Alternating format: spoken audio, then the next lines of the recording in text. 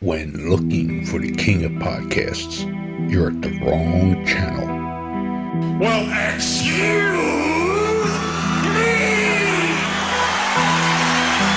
Looking for good ideas for life? You're far from good hands. Hey, bud, what's your problem? If you think the listener is always right, you're far from the right place. Out of order! Even in the future, nothing works! Hosted by a Northeasterner by birth, but a rebel by choice. Are you threatening me? If you want a host that floats between love and madness, and we know the night is always gonna be here anyway. Thinking of you's working up my appetite, looking forward to a little afternoon delight. then play on and listen to Crazy Train Radio. All right, guys, listen to this blues riff and B. Watch me for the changes and try and keep up, okay?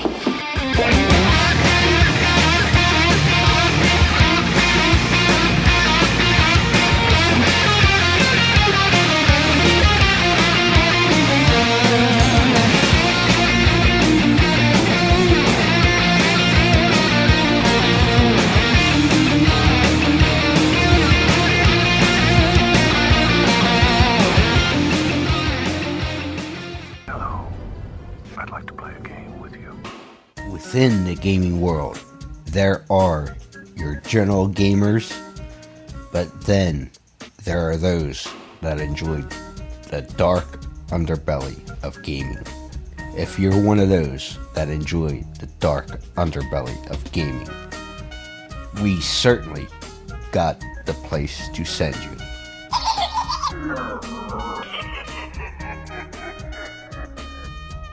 Scorpion Lair Games. That's right, Scorpion Lair Games is the creators of the true crime hit Killers, the card game. Let's not forget they also have Killers Clothing Company, their profiler game, and things like the 5-Minute Murder channel on YouTube. And we certainly can't forget the new book that is certainly a hit, Beyond the Headliners, True Crimes, Myths, and Legends. Make sure you visit Jeff and the Scorpion Lair Games on Facebook and everywhere today.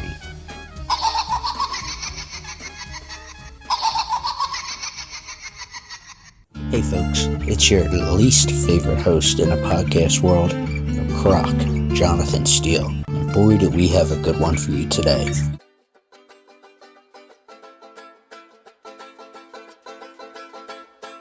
Before we get started, folks, we also wanted to let everybody know that is listening to this interview.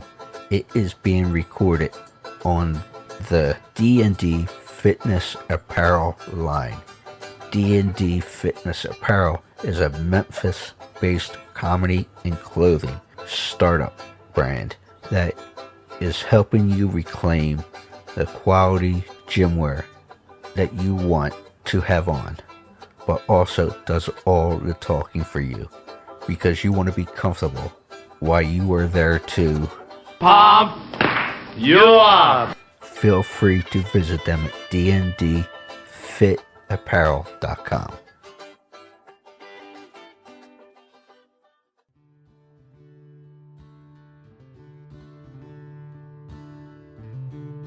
Ladies and gentlemen, boys and girls, children of all ages, I'm actually excited about this one because I've been trying for a couple years now, but everybody's busy schedule, and I was happy to get an answer the other night.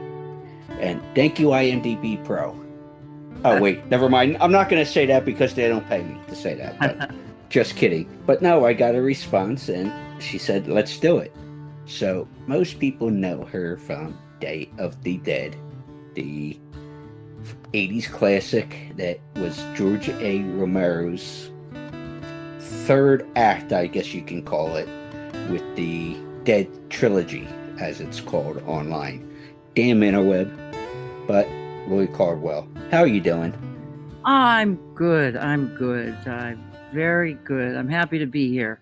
It's always nice to connect to the fans, and and to just be a part of this whole revolution, zombie revolution, and the whole George Romero family. Very honored to have been part of that. And if I can give anything back to people or they want to know things about the history of it, I'm more than welcome.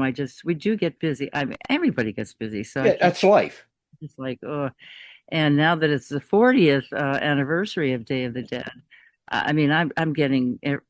I'm glad I said yes to you because I mean, I don't even know. There's just too much coming in, and I can't handle it too much. Too much. But Yeah, like I said, there's a lot of noise before I hit the record button.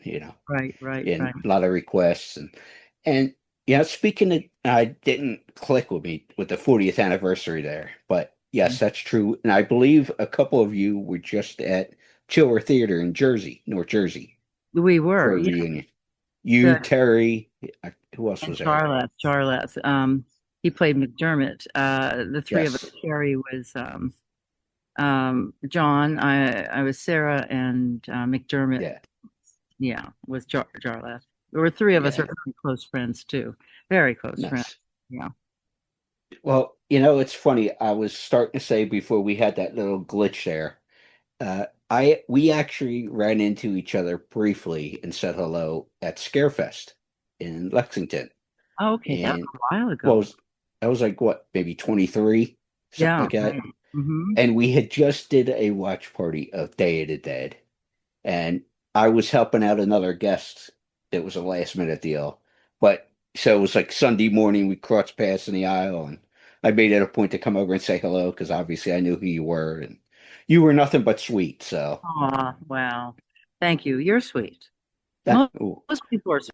And that's what I loved about doing the shows and the conventions, getting out there to meet the fans, and how incredibly sweet and knowledgeable and just excellent people. I'm sorry about these things flying overhead. I may have to go in the house to do this, but anyway, I just have learned so much from the fans. I was not a big horror fan when I did Day of the Dead, but I certainly learned and became one, and now I am a fan. And it's because of all the people teaching me and showing me, and just how incredibly well, not only are they entertaining, but there's so many sort of literature intertwining themes, and it's more highbrow, I think, than most people know. Yeah, and I'll say this about when talking to horror fans, because we do a lot of watch parties lately of horror films and stuff. And when you talk to the fans and such, and I don't know how you feel about it, but it seems like some of the horror fans are some of the smartest people you come across. Absolutely. Like you said, with different references well, check out this book, do this, do that. You know what I mean? Just little nuggets there. So right. It's like I said, over the years I've learned so much and been so impressed by people, not only because maybe they're smart, but because they're kind, compassionate. They've had traumas in their lives that sort of brought them to horror, sort of acting out, or not an acting out as much as a sublimation of their own fear and horror in their lives. Watching horror kind of is a therapeutic thing, and got to know people's spirits and souls, and I continue to do that, and that's the highlight of what I get to enjoy now after all these years.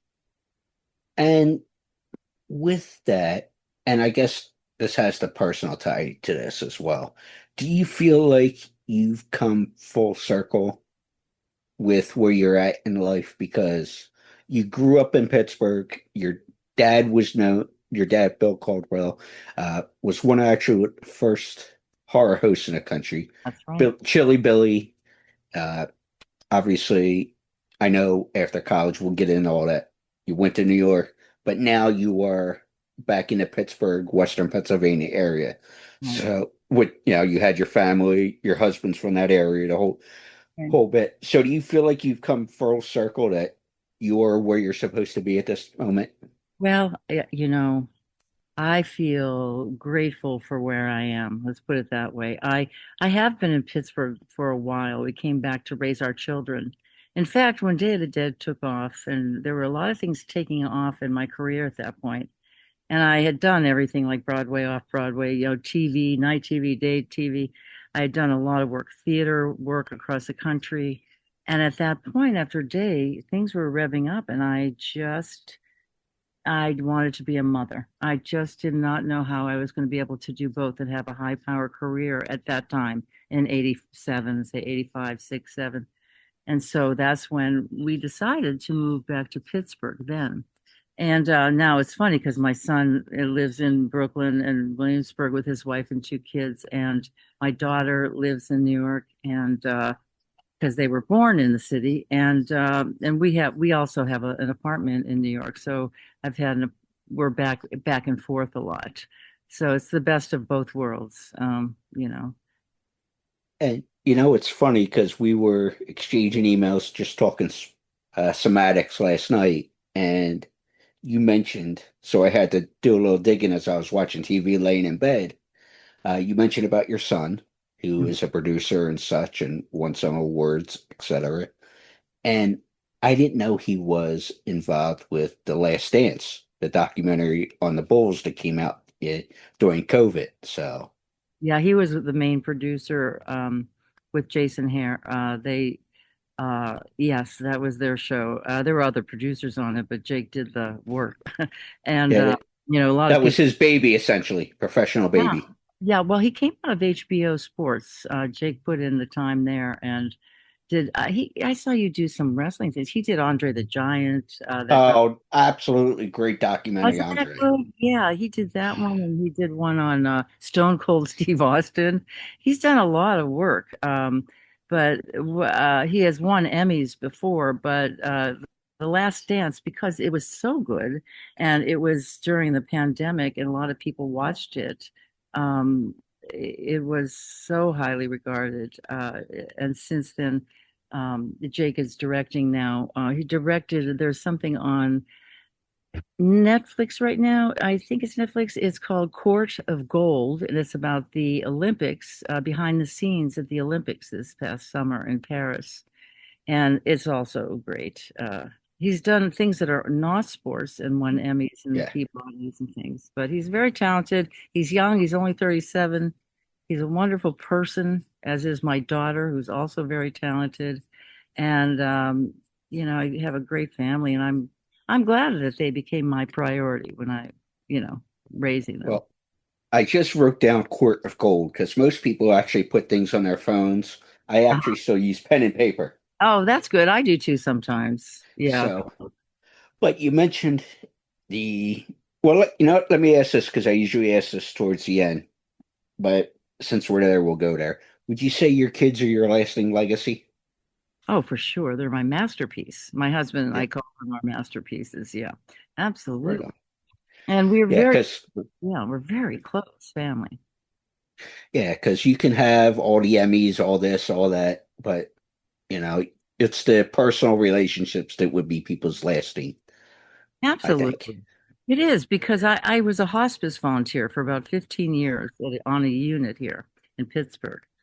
And, honestly, when people are dying, nobody cares what you've done or anything.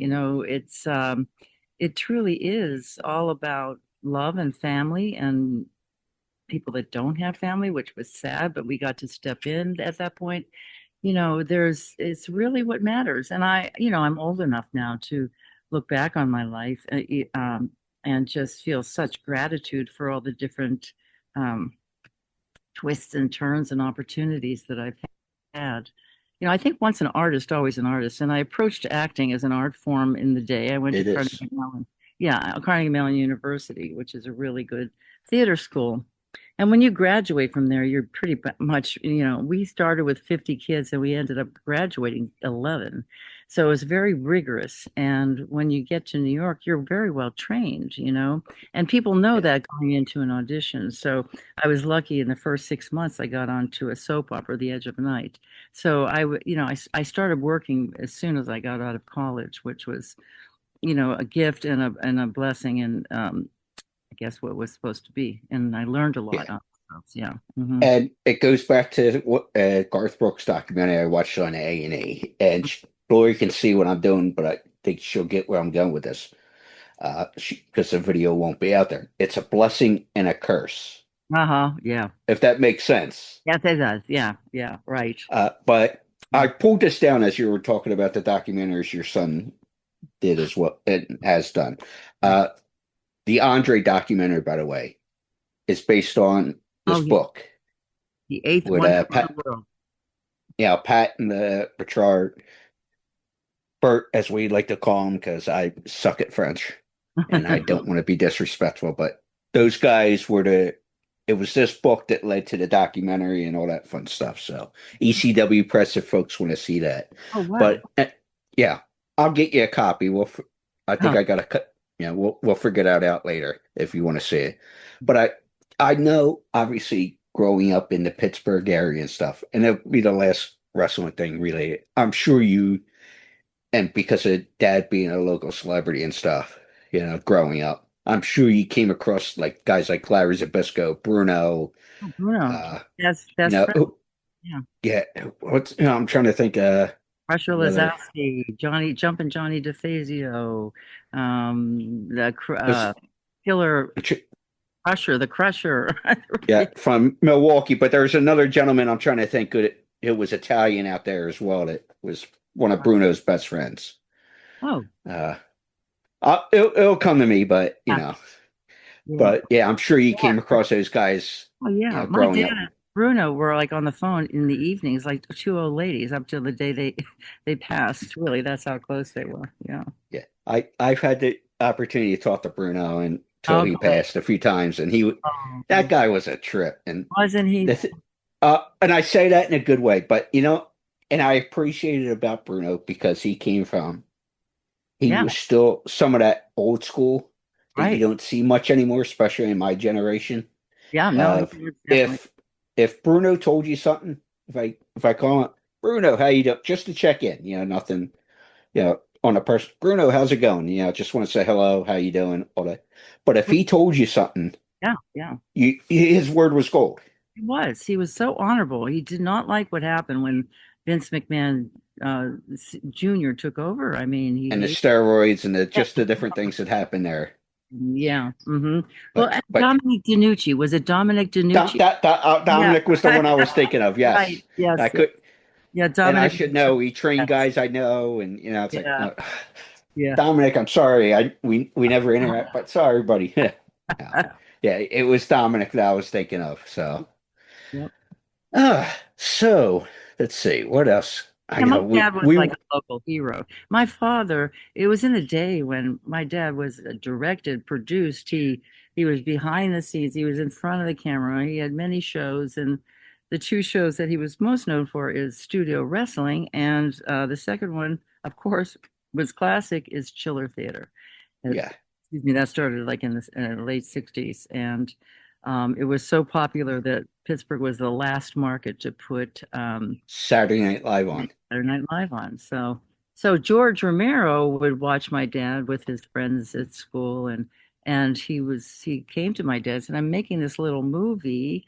I would really like you to be in it." And my dad was so kind, and he did, of course, and enjoyed it. And my dad plugged it after it came out. He was like taking it everywhere he went and talking about it. And he did have a somewhat of a national following in with the wrestling, but George always credited my father with getting his career started, and so he was always very, very, deferential and grateful to my dad. Well, obviously, TV and stuff was different back then. It wasn't cable and everything that came around in the 80s, etc. Right. And satellites, all that fun stuff. So obviously your dad was kind of like one of the local celebrities per se. Say like, you get the news anchors, you get this one, you get, sports broadcasters, etc. Mm-hmm. What was that like for you? Like if Dad said, gather the family and said, "Hey, let's go to dinner," and somebody saw him and says, "Hey, aren't you?" My God. Well, it was honestly, my one friend said your dad was Elvis in Pittsburgh. He was so popular. It was just, because Pittsburgh was a mill town, and Mhm. people, there's a friendliness and a family oriented area. Now, it's just very congenial And a and working class town too. a working class, yeah. And dad came from that background. Actually, he came from a poor background. Um, so like I said about how grateful he was to have what he had, and how he, so he, yeah, so he was extremely he was very famous. And so I was never impressed by people that were famous. I don't care if you're from just Pittsburgh or from, wherever, it doesn't matter. And that's why Yeah. when I was, I could have been more, I could have been worked more in the land of, to get famous, to get all that stuff. And I grew up around it. It didn't impress me. I didn't want it. There's a lot of responsibility and horseshit that goes with it. Excuse my language. Mhm. No, you could say whatever you want. So people assume, it's funny because they assume that, oh, you didn't work after that. She must, whatever. Because I've heard that before. Well, somebody once, I put up a political view, which I won't go into, but somebody put on my Facebook page, oh, I see, I clicked on the failed actress page. And I'm thinking, you little shit. No, I said, no, I have not failed. I have not a failed actress. I actually chose to leave the industry. When I left that main industry, I still did a lot of theater here in Pittsburgh for a while. Actually, I came from the theater. That's what, and a lot of the people in Day of the Dead, all of us were more theater actors for sure than movie actors at the time. Yeah. And it's funny about saying about not being jaded. I guess I don't know if I'm jaded or whatnot when it comes to celebrity per se. Uh-huh. Obviously, there's a lot of people I'm fans of their work, including yours. And like it's funny because I'll be sitting having a cocktail at like a local, organization that my dad just asked me to go to, but I couldn't because I was scheduled to talk with you. And my phone will buzz, and it will be, or like when I was sitting at the doctor's today waiting for a cortisone shot for my shoulder, Oh, trying to avoid rotator cuff surgery. oh. But it's like my phone buzz, it was Linnea Quigley or a Phil Vassar or this one or that one, which it's like, yeah, it's great what you do. I mean, everybody does for a living. A lot of these folks that I get to talk to. Yeah, and But people it's like, down to earth, don't you find in the horror world? I mean, we are. I would say yes, they are some of the Well, most. yeah, yeah. Yeah. I'm But sorry. like, because it was like, not that it's big deal, but like I forgot Linnea's birthday the other day. Mhm. So I sent her a text last night. Hey, I forgot. I'm sorry. Happy birthday. Just something stupid like that, like, and she was like, oh, I'm getting ready to do lunch with so and so. And I was like, oh, that's cool. Well, enjoy the lunch. I wanted to still acknowledge your birthday, so Oh, that's yeah, it's nice. like, but people around me go, wow, you're just interacting with this one or that. Everybody's just people at the end of the day. Well, yeah, I think when you get into where there's many managers involved and protecting one's, Oh, the bigger stars, my God, oh, what a life. oh, They don't. sort of, but they've decided to live that life, but there's so much to see that people that I know that are really famous, what they suffer from, and how Yeah. it's not The good. isolation kind of.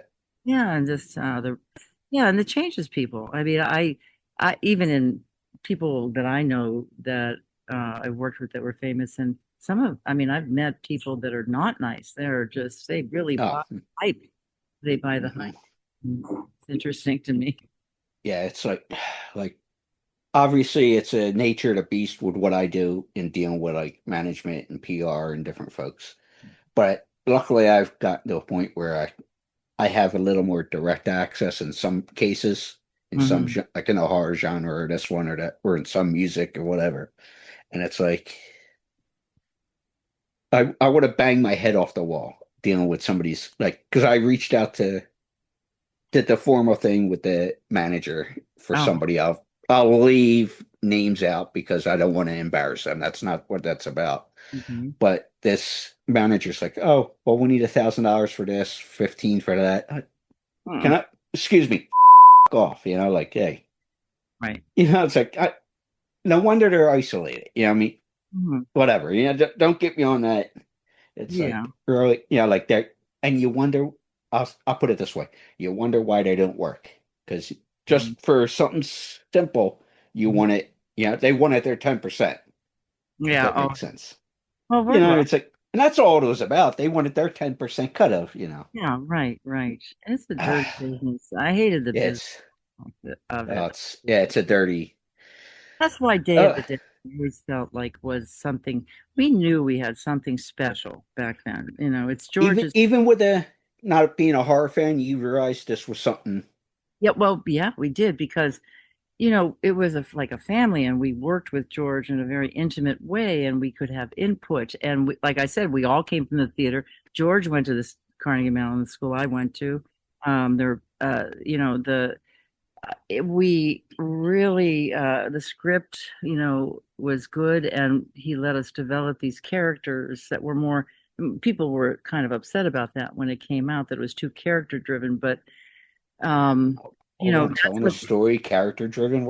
They wanted more. They expected it to be more like Dawn of the Dead, and I guess of course I get it, because Dawn of the Dead, it's just wonderful in its way, and it had its humor, and it was just of the 70s, right? Yeah. Well, the 80s were a little bit different, and it was the time of a lot of unrest and a lot of the strong women's coming up, and showing that women had some power, not like today that they're trying to take it away from us.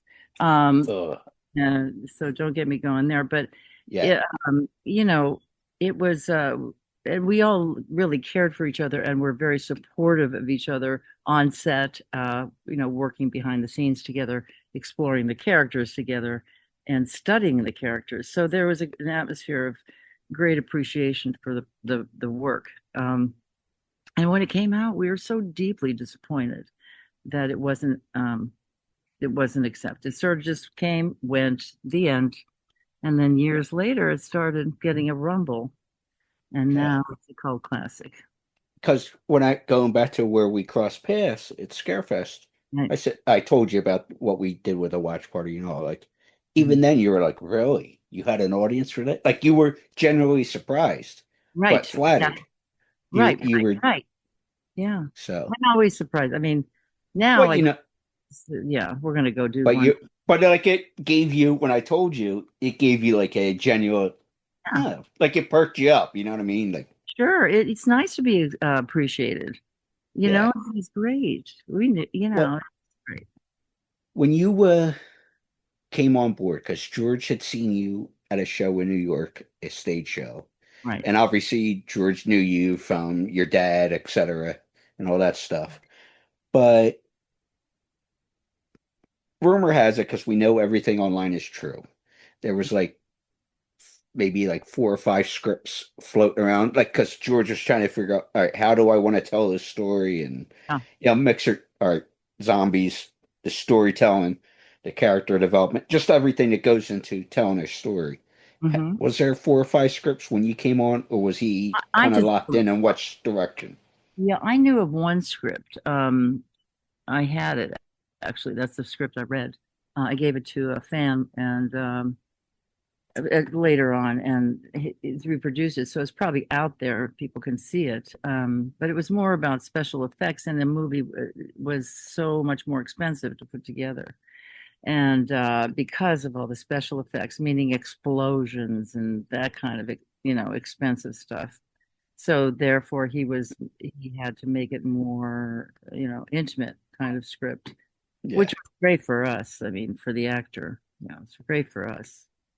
Now, there was one thing that I read that you were particularly trying to shoot, and there was a surgery you were doing Miguel's arm that failed. Apparently it was rubber or something.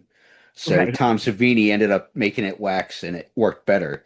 Yes. So the way you were acting right there when I said that, as soon as I bring this up, Lois starts laughing. So I'm guessing that was true.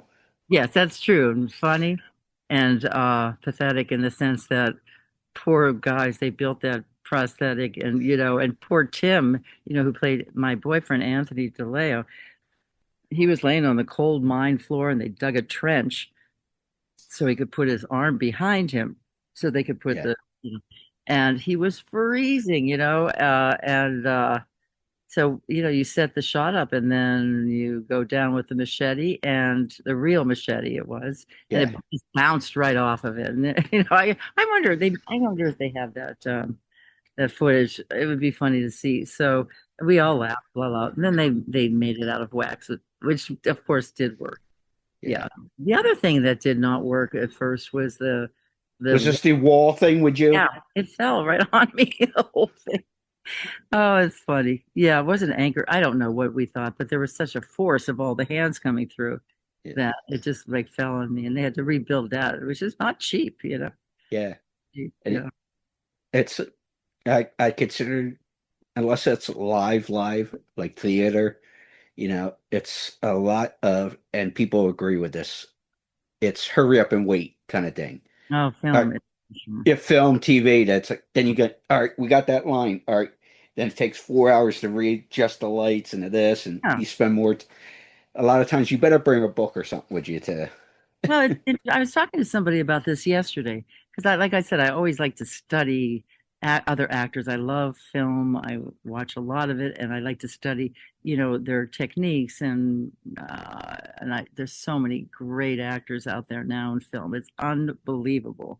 But this whole idea of I was saying that when you do a character, now I haven't done a lot of films. I did Day of the Dead, and I did a couple other films, small ones. I've done some small things for people that asked me to do it as just as a courtesy.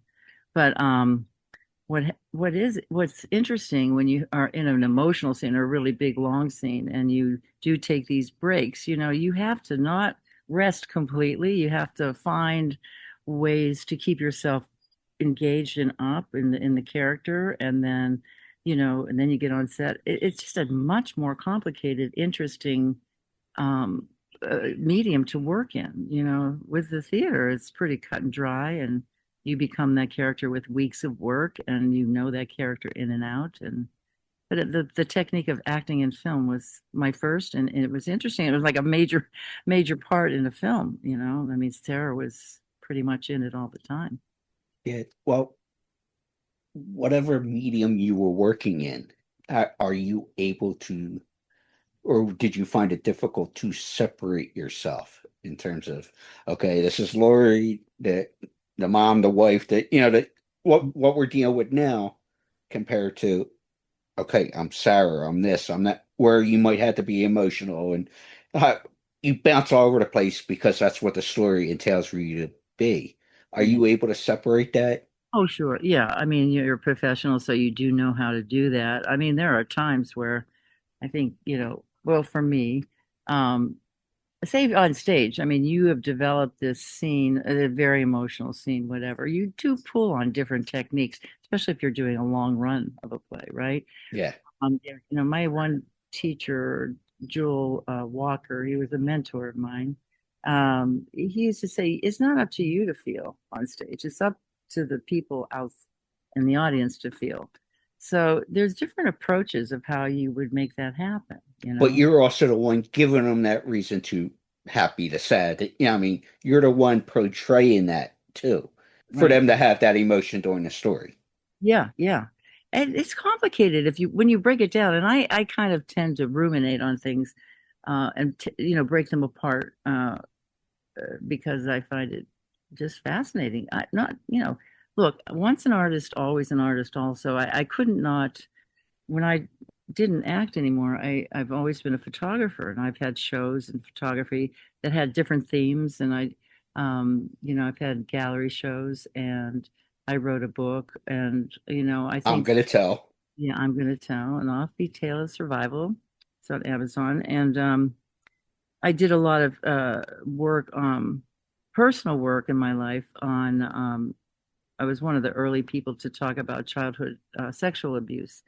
And so when I moved back to Pittsburgh, all that stuff came up. It was 1987 when nobody was talking about any of it, I thought I was just going nuts. I didn't know what was going on. But it's a long story, and it has its own. There's a movie in there because there's a lot of intrigue and the FBI and all this stuff. But the book I wrote was more of a stream of consciousness because I didn't consider myself a writer, and I knew I could make like a theater piece almost from it. But so in my photography for a long time, there would be themes of children and whether, the injustices with children, trying to raise awareness around the issue too. So now it's like so prominent. I mean, it's very prominent, and it happens, and it sure happens. Yeah. Well, let me ask this because we don't want to dive too deep with it. Because, like you said, it's a long story. Mhm. But, and I think in recent years, if legitimate people or ladies and male, I'll say both sides, but are trying to say that there might have been abuse or, they tell their story. There's a lot more, there's more times than not they are believed now. Yes, Okay. they are. Yeah. But Would you say that's changed from, say, when you were talking in 86, 87, 88, yeah, that viewpoint that people will actually listen now? I think it's better. I think, for me, it was, I was brought up Catholic, but it was an uncle of mine, and he was a physician. So Oh, in that family, he was revered in many ways. He was always kind of odd, but yeah. So it was, if they did acknowledge it, not my immediate family, parents were just right on, wonderful, supportive. Thank God. yeah. My husband. But it was. I think that my extended relatives were, oh, just forgive him. He didn't mean it, or words, things like that, or Yeah. yeah, weird and blah blah blah. But and they were very Catholic, very Catholic. So fast forward with all the priests in the Catholic Church, and it's just like, oh my God, this is an epidemic. Yeah. When that came out. Yeah. So, it's like pretty hard to say everybody's making it up. And I think, why would you want to make that up and call attention to something so horrific? Yeah. Like, yeah. Want to get attention for that? Oh, Yeah. What? God. Like I It said, was that's bad. oy vey. Very hard Uh, to. uh, well, let's go more back to positive because we could spend hours on that Yeah, yeah. But, you know, you've done, like you said, photography. You wrote the book, I'm going to tell. You've done theater, you've done movies, you've done TV. You've done all these different mediums on a professional side. Is there a favorite medium that you enjoy doing? And is there something that you maybe not have done, whether it be character wise or whatever medium that I want to try that before all said and done? I'm always like, because my daughter Kate Rogow, and it's Jake Rogow is my son's name. My husband's Jim Rogow. Well, He was a producer and director himself, so yeah, he was at Major League Baseball Productions years ago. Excuse me. But for me, we're always trying different mediums or things. We're creative as a family together, and our humor is really funny and dark and quick and welcome to the club. yeah, right, right. So that's why we like to be together. But my daughter Kate is truly a Renaissance woman. I mean, she went to Carnegie Mellon, became an actor, didn't like acting as much. She's, done some work, of course, she's talented, but she's an artist, and had this niche of people, she is an amazing, she paints for very wealthy people on these high-end purses. Uh she's excellent. She's just unbelievable artist in every way. And she also wrote some scripts that have been optioned. She's just like it comes out of the pores. It's like we're always talking as a family about what to create, or how should we do this, or wow, well, that's cool, you did that. We're supporting each other. So I think creativity, it takes so many forms, whether it be cooking. I'm not a cook, but I'm just saying, whatever. It's like coming from that space of wonder, the space of curiosity, of spiritual connection. All that is what's in you. You will find ways to, find ways to express that. It can be, I have a lot of rocks in my house.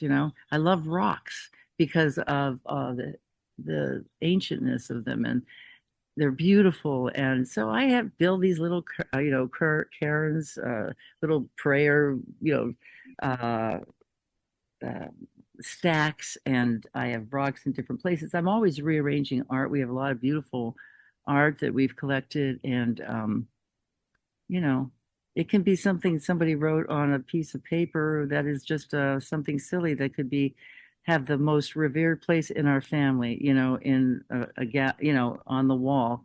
It doesn't have to be a famous artist, but we know what we like.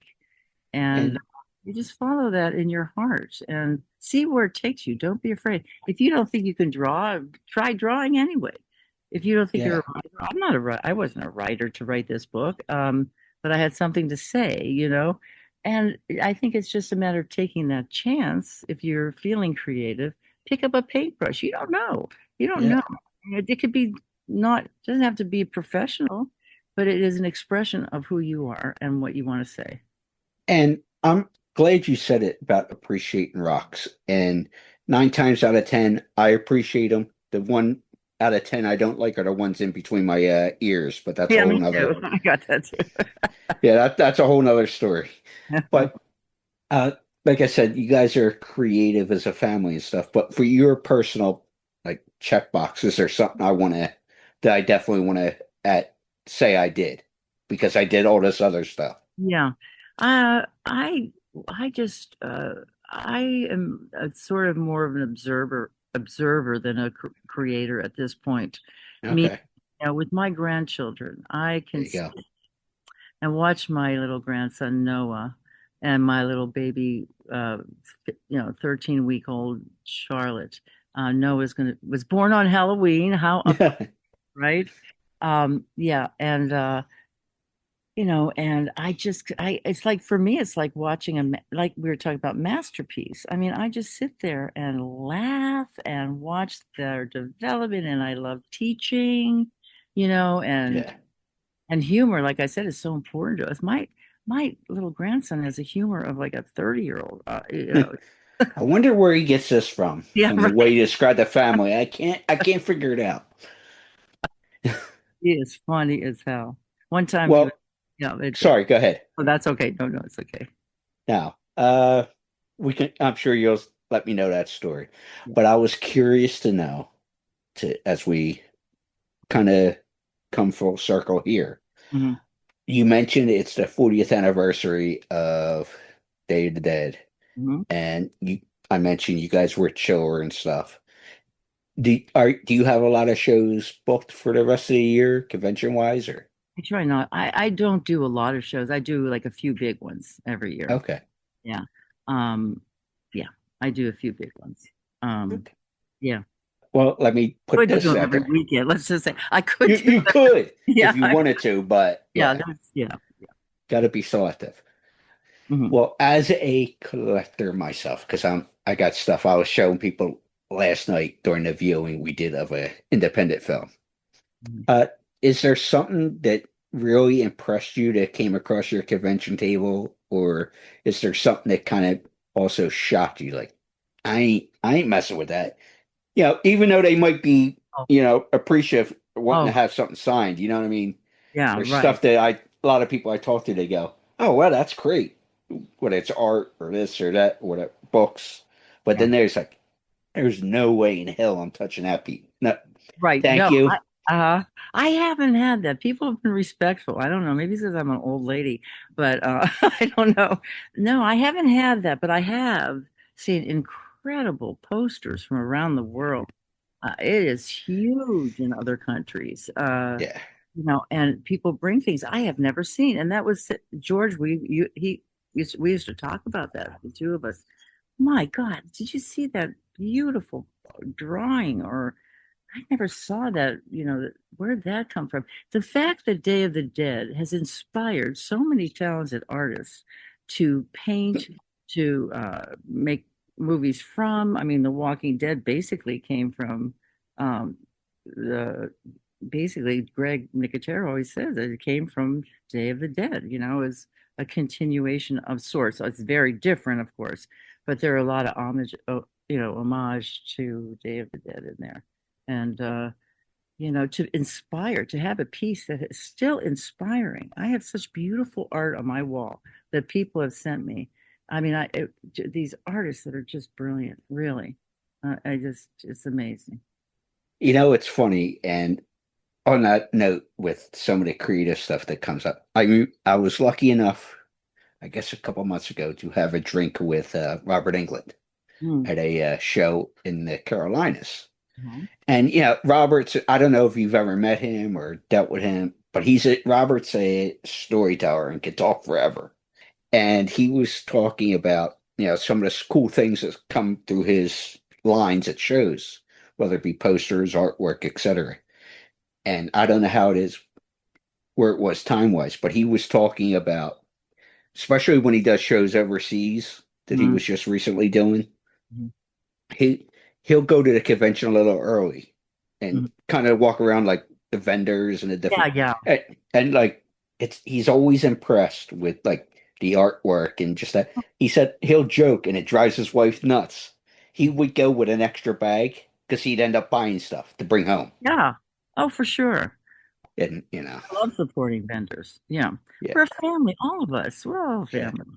yeah. Yeah. He You know, goes, he'll see something. It's like, oh, I got it. I, oh, I, I like that, or if it yeah. was a film he liked, or whatever. Or I gotta, Yeah, I am like that. I mean, I am bad. I could collect a lot of things. I love, I love, memorabilia and all that. In fact, I'm doing my father, the Hillman Library, which is a part of Pitt, which has a horror studies program. They are archiving my father's career, and I'm nice. giving them all this stuff. And also, they did George too. So if anybody wants to do, study or whatever, it's at the Hillman Library at Pitt as part of the horror studies. So my father and George are there, which is I'm part of history. It's just fabulous, right? Right. Yeah, Absolutely. I'll yeah, have to get that information off you because I definitely would like to make the 5 hour trip just to check that out. yeah, yeah. It's cool. Yeah, I'm still doing it. I just sold my parents' house with my brother and sister, and I'm still finding things. Oh my goodness, a lot. How was that for you? Obviously, you said you had siblings too. Is it emotional? How is that? Selling your family home. Oh, it's very hard, very sad, and also it's time. So, like anything, you just face it, feel it, go through it, express yourself, hopefully make art around it somehow, Yeah. and bring others through it so that you're not stuck in grief and, move forward. And then it becomes a beautiful memory. So as we sit, we're recording on 5/29/25. Mm. And I know we're just starting summer unofficially, quote unquote. But how do you see the rest of 2025 going for you? Do you have any goals, aspirations? Where's our head at this point? I've been a meditator since 1976. Um, so I have a very, strong spiritual, I want to say spiritual, it's kind of a strange word, but I have a curiosity about, No, I get where you're yeah, going with that though. yeah. And so, I continue to try to learn and connect to all the different possibilities, and especially, looking at my age, I'll be 71, and I do have some health issues right now I have to deal with, but I should be okay. So I'm going to Okay. be doing that in 2025. I'm doing it now, but I want to sit back and enjoy what is the fruits of labor that we've created, uh, but also just keep exploring, keep learning. I think no matter how old you are, just don't like melt into yourself. I think it's a continuation. If anything, you have so much to offer, and I always loved old people myself personally when I was a young woman because I had so much to teach and do, and luckily I have these great younger people in my life that do want to hear things and allow me in their lives, Yeah. and so that's, let me get you back here. Jim, excuse me, honey. Oh well, sorry, that was a phone call from my husband. Yeah. But Yeah. yeah, so I just keep learning, keep growing, keep exploring. That's what I want to do. You never know. I wake up, Yeah. I'm alive. What's today going to bring? Good or Mhm. bad? I can handle it at this point. And it's all about giving back. It's all about giving back at this point too. The great life that I was able to live. And It's funny. I was called because I always hung with the older folks myself, and yeah, yeah, like folks that are older than me, and I was always called tongue in cheek, but little old man. But yeah, even, but it is what it is. But yeah, me too. Lori, Yeah, what's that? me too. Me too. Little old lady. Yeah. But Lori, thank you so much for the time. Oh, it's really been a pleasure, Jonathan. Be in touch. We will continue to talk and have different conversations as time goes. Yes, and there's certainly more stuff we can talk about, but that's for future down the line, both personally and on air. So thank Yeah, you. yeah, it's really lovely. Thank you.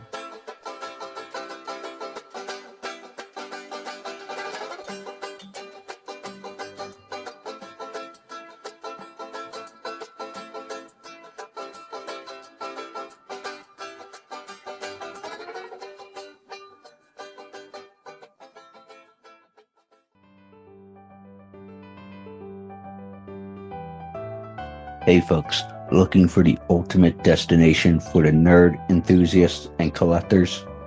Well, we found the spot for you. Nerds Nest Collectibles is a haven for nerds, geeks, and fans alike, as they have many different products and certainly more to come. Make sure you go ahead and visit them at nerdsnestcollectibles.com. Check them out.